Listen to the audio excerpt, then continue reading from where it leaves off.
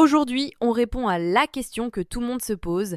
Les probiotiques, ça fait effet au bout de combien de temps? Je vais être honnête avec vous dès le départ. Si vous espérez des résultats du jour au lendemain, vous allez être déçus. Les probiotiques, ce n'est pas un médicament. Ça ne fonctionne pas comme un Doliprane. Mais la bonne nouvelle, c'est que les effets arrivent plus vite qu'on ne le pense. Et je vais vous donner un calendrier précis selon votre situation. Commençons par le cas le plus rapide. Si vous prenez des probiotiques pour une diarrhée passagère, les études montrent des effets en 1 à 5 jours.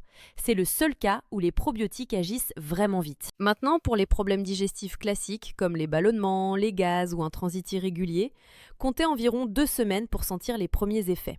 C'est le temps qu'il faut aux bonnes bactéries pour commencer à s'installer et à travailler. Entre 3 et 4 semaines, les effets deviennent vraiment notables.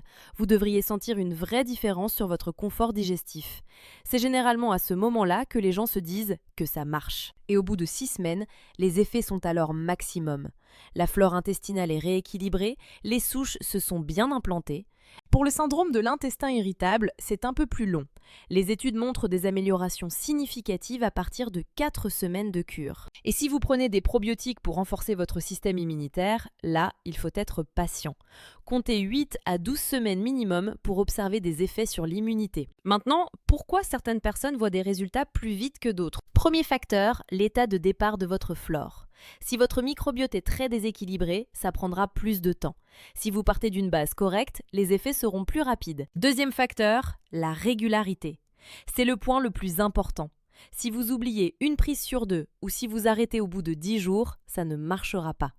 Les probiotiques demandent de la constance. Tous les jours, pendant au moins 1 mois. Troisième facteur, la qualité du probiotique. Un probiotique sous-dosé ou mal formulé mettra plus de temps à agir, voire ne fonctionnera pas du tout. Choisissez des produits avec au moins 10 milliards de bactéries par prise et des souches qui survivent à l'acidité de l'estomac. D'ailleurs, on vous a mis en description les meilleurs probiotiques selon votre besoin, avec des liens pour les commander. Quatrième facteur, votre alimentation. Si vous mangez beaucoup de sucre et peu de fibres, vous sabotez le travail des probiotiques. Les bonnes bactéries ont besoin de fibres pour se nourrir et se multiplier. Concrètement, quelle durée pour une cure de probiotiques? Pour une cure d'entretien ou après des antibiotiques, 1 mois suffit généralement. Pour des troubles digestifs installés, comptez 2 à 3 mois. Et pour des problèmes chroniques comme le syndrome de l'intestin irritable, certaines personnes font des cures de 6 mois. Et non, les probiotiques ne créent pas de dépendance. Vous pouvez en prendre sur le long terme sans problème. Un dernier point important. Les premiers jours de cure, vous pourriez ressentir quelques ballonnements ou un transit un peu perturbé. C'est normal. C'est le signe que votre flore se réorganise. Ces petits désagréments disparaissent généralement en quelques jours. Pour résumer, diarrhée 1 à 5 jours, ballonnement et transit 2 à 4 semaines, intestin irritable 4 semaines minimum, immunité 8 à 12 semaines.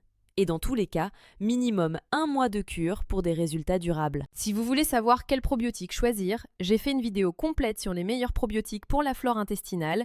Je vous mets le lien quelque part autour de moi. Si cette vidéo vous a aidé, abonnez-vous à BioteBoost. À très vite.